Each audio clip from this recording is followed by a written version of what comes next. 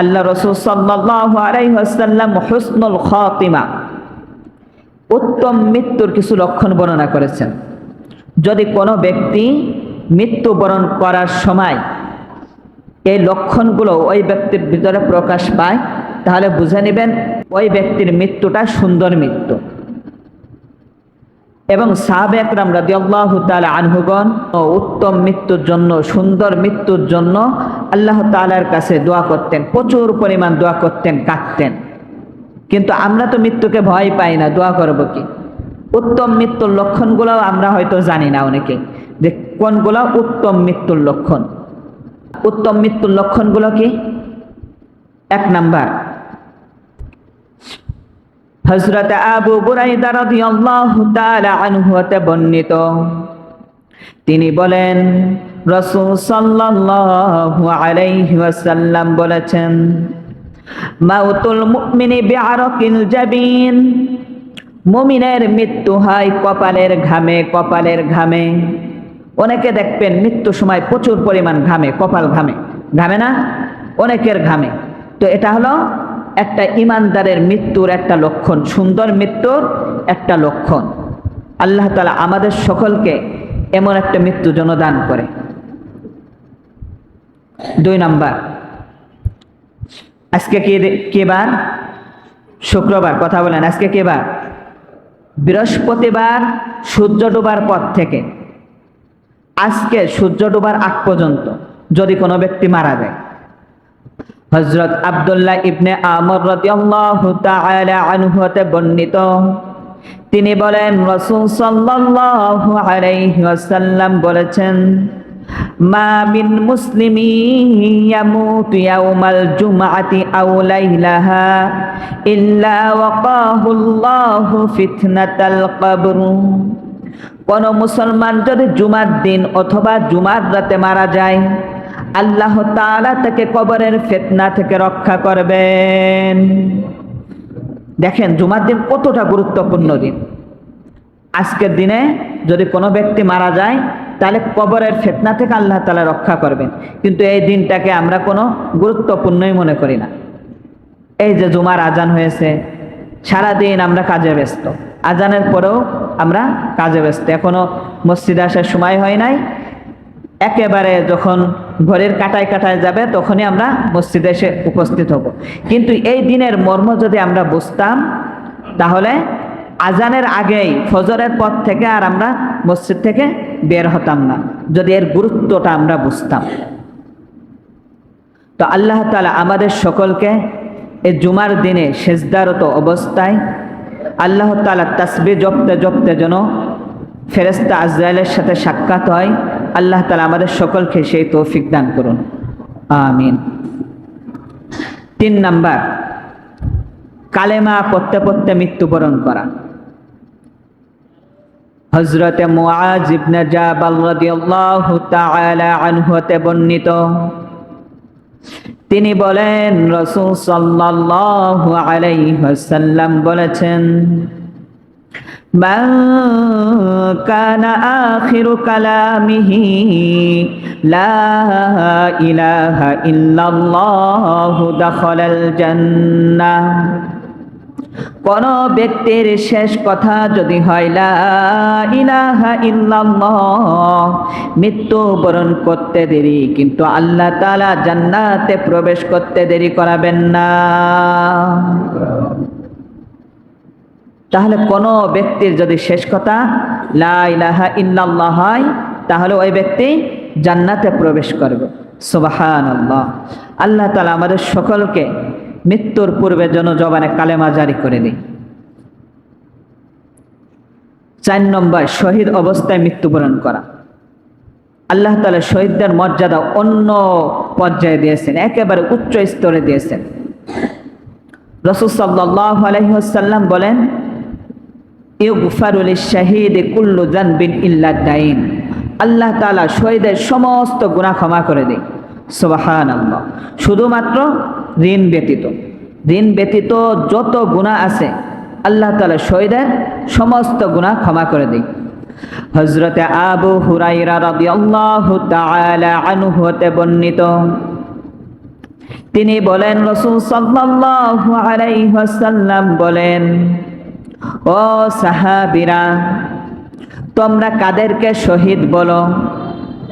সাহাবা একরাম রাদিয়াল্লাহু তাআলা আনহুগণ উত্তর দিলেন, মান কুতিলা ফি সাবিলিল্লাহি ফাহুয়া শুহাদা।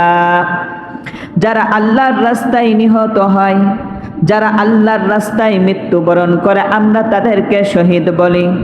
আল্লাহর রাসূল বলেন, ও সাহাবীরা, তোমরা যদি এটা শহীদের সংজ্ঞা বলো, তাহলে আমার উম্মতের মাঝে শহীদের সংখ্যা তো একেবারে কম হয়ে যাবে। সাহাবীরা বলল, ইয়া রাসূলুল্লাহ, তাহলে শহীদের সংখ্যা কিভাবে বৃদ্ধি করা যায়? রাসূল ডাক দিয়ে বলেন, মান কুতিলা ফি সাবিলিল্লাহি ফাহুয়া শাহীদুন। হ্যাঁ, যারা আল্লাহর রাস্তায় মৃত্যুবরণ করে তারা ওই শহীদ, কিন্তু আল্লাহ তারা আরো অনেককে শহীদের মর্যাদা দান করবেন। 5 নম্বর দেখেন আল্লাহ রাসূল কি বলে। এবার অনেকের পেটে সমস্যা হয়, পেটে সমস্যা থাকাকালীন মারা যায়, পেটের রোগে আক্রান্ত হয়ে মারা যায়। তো আল্লাহ রাসূল বলেন, ওয়াল মাবতুনু শাহীদুন। আমার কোন ঈমানদার উম্মত যদি পেটের রোগে আক্রান্ত হয়ে মারা যায়, আল্লাহ তাআলা আমার ওই উম্মতকে শহীদ মর্যাদা দান করবেন। সুবহানাল্লাহ। তাহলে কোন ব্যক্তি যদি পেটের রোগে মারা যায়, আল্লাহ তাআলাও ওই ব্যক্তিকে শহীদের মর্যাদা দান করে। 6 নম্বর, কেউ যদি পানিতে ডুবে মারা যায়, এটা অনেক কষ্টকর একটা মৃত্যু। দেখা যায় যে লঞ্চ ডুবে মারা গেছে, স্টিমার ডুবে মারা গেছে, নৌকা ডুবে মারা গেছে। স্বাভাবিকভাবে কোনো পানিতে ডুবে পুকুর, নর্দমা, খাল, বিল ইত্যাদিতে যদি কেউ করে মারা যায়, আল্লাহ রাসূল বলেন, ওয়াল গরীকু শাহীদুন।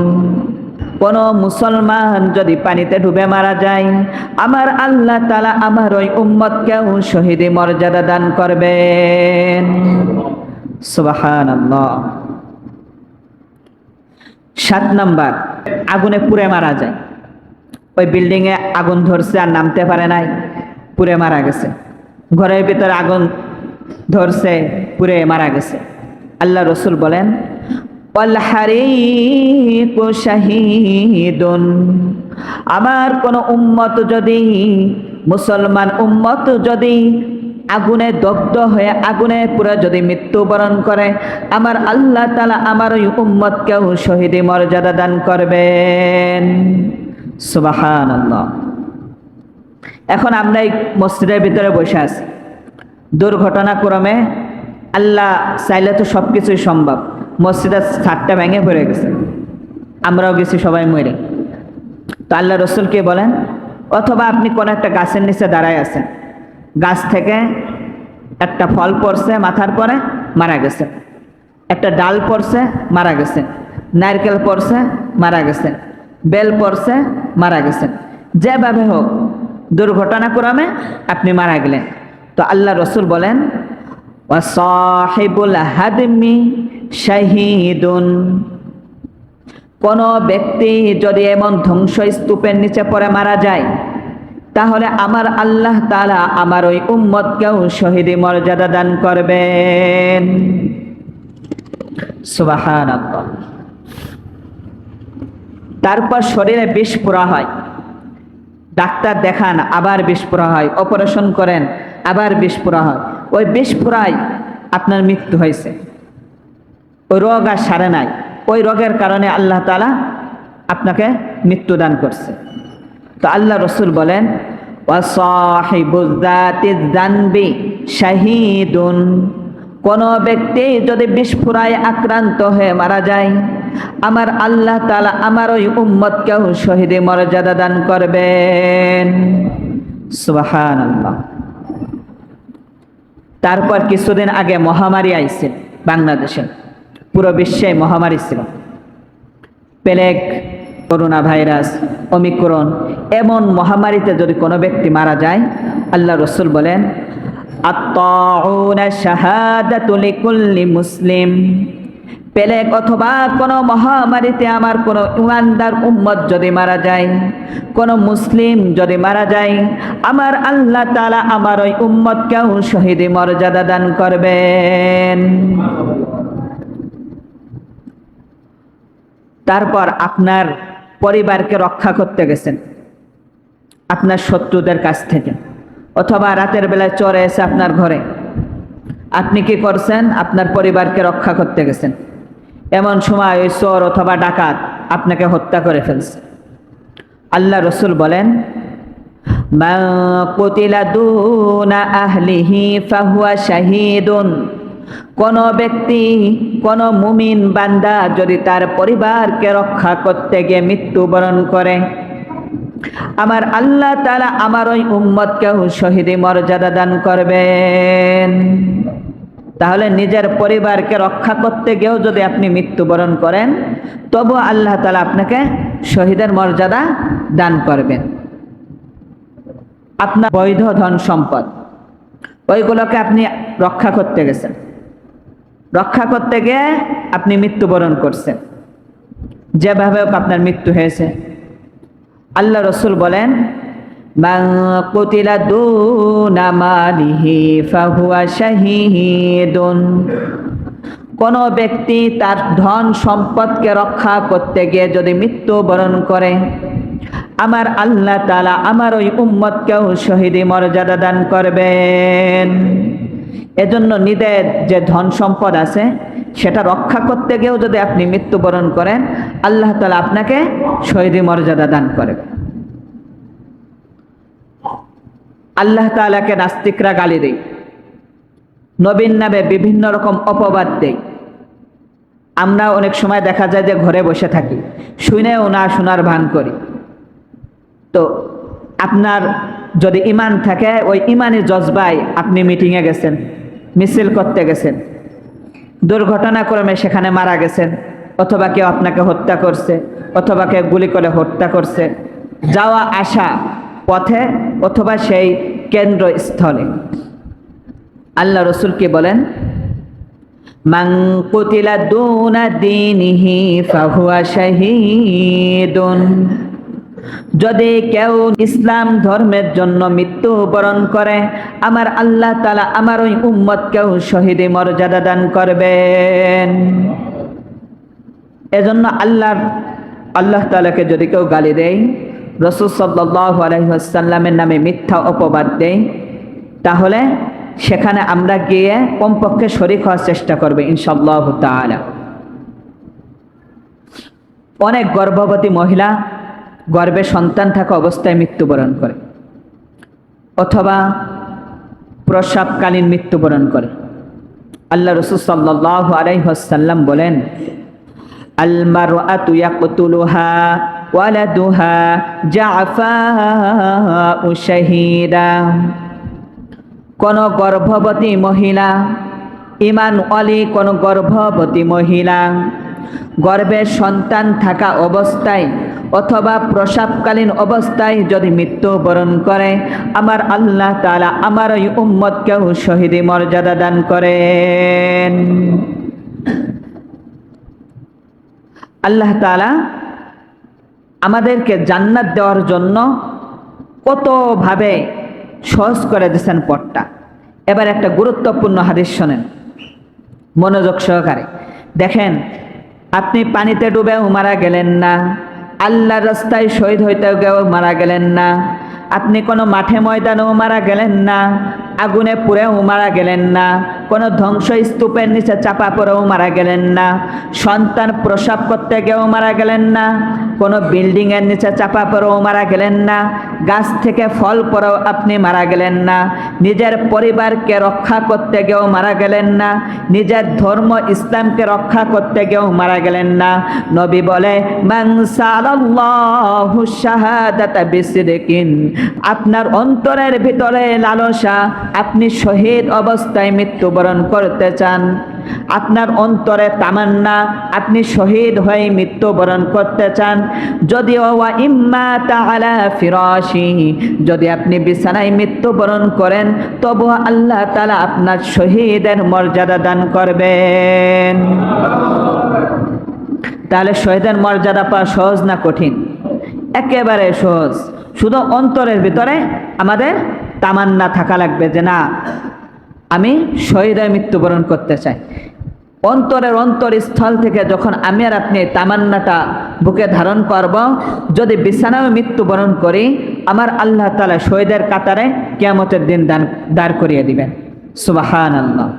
আর যদি আমরা শহীদের কাতারে অন্তর্ভুক্ত হয়ে যাই তাহলে আমরা সরাসরি জান্নাতে চলে যাব ইনশাআল্লাহু তাআলা। মৃত্যুর পূর্বে ভালো কাজ করাও এটা ভালো মৃত্যুর একটা লক্ষণ। হযরত আনাস রাদিয়াল্লাহু তাআলা আনহু হতে বর্ণিত, তিনি বলেন রাসূল সাল্লাল্লাহু আলাইহি ওয়াসাল্লাম বলেছেন, ইযা আরাদাল্লাহু বিআবদিন খায়রান ইস্তা'মালাহু, যখন আল্লাহ তাআলা কোনো বান্দার কল্যাণ চায়, যখন আল্লাহ তাআলা কোনো বান্দার মঙ্গল চায়, আল্লাহ তাআলা ওই বান্দাকে দিয়ে ভালো কাজ করান, আল্লাহ তাআলা ওই বান্দাকে দিয়ে মঙ্গলের কাজ করান, আল্লাহ তাআলা ওই বান্দাকে দিয়ে নেকের কাজ করান। সাহাবে একরাম রাদিয়াল্লাহু তাআলা আনহুগণ জিজ্ঞাসা করলেন, কাইফা ইস্তা'মিলুহু ইয়া রাসূলুল্লাহ, কিভাবে ভালো কাজ করান ইয়া রাসূলুল্লাহ? قال رسول الله صلى الله عليه وسلم, রাসূল সাল্লাল্লাহু আলাইহি ওয়াসাল্লাম বলেন, ইউফাক্কিহু লিআমালিন সালিহিন ক্বাবলাল মাউতি, মৃত্যুর পূর্বে আল্লাহ তাআলা ওই ব্যক্তিকে নেক কাজে লাগিয়ে রাখেন। মৃত্যুর পূর্বে আল্লাহ তাআলা ওই ব্যক্তিকে দিয়ে ভালো কাজ করান, যার কারণে সুম্মা ইয়াকবিদুহু আলাইহি, মৃত্যুর সময় ভালো কাজ করতে করতেই ওই ব্যক্তি মৃত্যুবরণ করেন। তাহলে কোনো ব্যক্তি যদি মৃত্যুর আগে ভালো কাজ করে, যদি ভালো কাজ করতে করতে মৃত্যুবরণ করে, তাহলে বুঝে নিতে হবে এটা সুন্দর মৃত্যুর একটা আলামত, হুসনুল খাতিমা, উত্তম মৃত্যুর একটা আলামত। দেখবেন অনেক মানুষ মৃত্যুর পূর্বে দান করছে, দান করার কিছুক্ষণ পর মারা গেছে, নামাজ পড়ে অনেকে মারা যায়। তো নেক কাজ করতে করতে যে লোকটা মারা যায়, বুঝতে হবে এটা উত্তম মৃত্যুর একটা লক্ষণ। নেক কাজ করতে করতে যেন আমরা মৃত্যুবরণ করতে পারি, সেই তৌফিক আল্লাহ তাআলা আমাদের সকলকে দান করুন, আমিন। এবার আল্লাহর রাস্তায় কেউ যদি একদিন এক রাত পাহারা দেয়, তাদের জন্য কি? আল্লাহ রাসূল সাল্লাল্লাহু আলাইহি ওয়াসাল্লাম বলেন, রিবাতু ইয়াউমিন ওয়া লাইলা খায়রুম মিন সিয়ামি শাহরিন ওয়া কিয়ামি, কোন ব্যক্তি যদি আল্লাহর রাস্তায় একদিন এক রাত পাহারা দেয়, ভালো করে বোঝেন, কোন ব্যক্তি আল্লাহর রাস্তায় যদি একদিন অথবা একদিন ও এক রাত পাহারা দেয়, 1 মাস ইবাদত করা রাত জেগে এবং দিনে 1 মাস রোজা রাখার থেকেও উত্তম। আপনি 1 মাস টানা রোজা রাখলেন, রাতভর ইবাদত বন্দেগী করলেন, আর একদিন এক রাত আল্লাহর রাস্তায় পাহারা দিলেন, তার চেয়েও এই কাজটা করা উত্তম। ওয়া ইম্মা তাজারা আলাইহি আমালু আল্লাযী কানা ইয়ামালু, শুধু এতটুকু নয়, আপনি যে মৃত্যুবরণ করবেন, দুনিয়াতে থাকাকালে যে ইবাদত বন্দেগী করতেন, যে নেক কাজ করতেন, কিয়ামত পর্যন্ত সেই নেক কাজের আমল লেখা হবে। কিয়ামত পর্যন্ত আপনার আমল নামায় এই নেক কাজগুলো লেখা হবে। সুবহানাল্লাহ। ওয়া উজরিয়া আলাইহি রিজকু, আল্লাহ তাআলা আপনার কবরে রিজিক পাঠিয়ে দিবেন। কিয়ামত পর্যন্ত আপনি কবরে বসে রিজিক ভক্ষণ করতে থাকবেন। ওয়া উমিনাল ফাত্তান, আল্লাহ তাআলা আপনার কবরকে নিরাপদ আশ্রয় কেন্দ্র বানিয়ে দিবেন। যাদের সুযোগ আছে আমরা একদিন হলেও এই আমলটা করার চেষ্টা করব ইনশাআল্লাহ তাআলা। আল্লাহ তাআলা আমাদের সকলকে এই ছোট্ট আমলটুকু করার তৌফিক দান করুন। যেহেতু আমাদের মৃত্যুবরণ করাই লাগবে, মৃত্যু থেকে আমরা কেউ পরিত্রাণ পাব না। অতএব এই যে উত্তম মৃত্যুর যে লক্ষণগুলো আছে, এইগুলো আল্লাহ তাআলার কাছে চেয়ে চেয়ে দোয়া করা যে হে আল্লাহ, এই মৃত্যুর যে কোনো একটা লক্ষণ যেন মৃত্যুর পূর্বে আমার কাছে প্রকাশ পায় আল্লাহ। তো আল্লাহ তাআলার কাছে যদি আমি আর আপনি চাই, আল্লাহ তাআলা আমাকে আপনাকে কখনো ফেরত দিবেন না। আমাদের আশা করা লাগবে, আশার পাশাপাশি আমাদের আমল করা লাগবে। এর জন্য আমাদের করণীয় এবং বর্জনীয় রাসূল সাল্লাল্লাহু আলাইহি ওয়াসাল্লাম আমাদের শিক্ষা দিয়েছেন। 1 নাম্বার, বেশি বেশি ইস্তেগফার পড়া লাগবে। আল্লাহ তাআলা বলেন, ওয়াতুবু ইলাল্লাহি জামিআন আইয়ুহাল মুমিনুন লাআল্লাকুম তুফলিহুন। হে ঈমানদারেরা, তোমরা যদি সফল হতে চাও, তোমরা যদি সফলতা অর্জন করতে চাও, তাহলে বেশি বেশি আমার কাছে ক্ষমা প্রার্থনা করো, বেশি বেশি আমার কাছে মাফ চাও। তাহলে যদি আমি আর আপনি সফল হইতে চাই, আল্লাহ তাআলার কাছে বেশি বেশি ইস্তেগফার করতে হবে, আল্লাহ তাআলার কাছে বেশি বেশি তওবা পাঠ করতে হবে। তাহলে আল্লাহ তাআলা আমাকে আপনাকে সফলতা দিবেন। রাসূল সাল্লাল্লাহু আলাইহি ওয়াসাল্লাম বলেন, ইয়া আইয়ুহান নাসু তুবু ইলাল্লাহ ফাইন্নী আতুবু ইলাইহি মিআতা মাররাহ। হে মানুষ, তোমরা আল্লাহ তাআলার কাছে তওবা করো, তোমরা আল্লাহ তাআলার কাছে মাফ চাও। আমি রাসূল প্রত্যেকটা দিন আল্লাহ তাআলার কাছে 100 বার ক্ষমা চাই, আল্লাহ তাআলার কাছে 100 বার মাফ চাই। তো রাসূল যদি 100 বার মাফ চায়, তাহলে আমার আপনার প্রত্যেকটা দিন কতবার ক্ষমা চাওয়া উচিত আল্লাহ তাআলার কাছে? এবার আপনি চিন্তা করুন। রাসূলের কোনো গুনাহ ছিল? রাসূলের কোনো গুনাহ ছিল না। রাসূল ছিলেন মাসুম। সে রাসূলের যদি 100 বার কেন পাঠ করলেন? তাহলে আমাদেরকে শিক্ষা দেওয়ার জন্য, যারা আমরা উম্মত আছি তাদেরকে শিক্ষা দেওয়ার জন্য পাঠ করছে যে আমি রাসূল 100 বার পাঠ করি, তোমরাও কমপক্ষে 100 বার পাঠ করো। এটা আমাদের শিক্ষা দিয়ে গেছেন। তো আল্লাহ তাআলা আমাদের সকলকে ইস্তেগফারের আমল যেন আমরা চালু করতে পারি, সেই তৌফিক আল্লাহ তাআলা আমাদের সকলকে দান করুন। কাপড় পরিষ্কার করার জন্য সাবান প্রয়োজন হয়। কি প্রয়োজন হয়? সাবান। কাপড় পরিষ্কার করার জন্য সাবান প্রয়োজন হয়। আর পরিষ্কার কাপড়ের জন্য আতর প্রয়োজন হয়, সুগন্ধি প্রয়োজন হয়। তেমনিভাবে ময়লা কলব, আমাদের যে মরিচিকা কলব, এই মরিচিকা কলবের জন্য ইস্তেগফার প্রয়োজন। কি প্রয়োজন? ইস্তেগফার। তাহলে আমাদের অন্তরটা পরিষ্কার হবে। অন্তর পরিষ্কার করার জন্য ইস্তেগফার প্রয়োজন।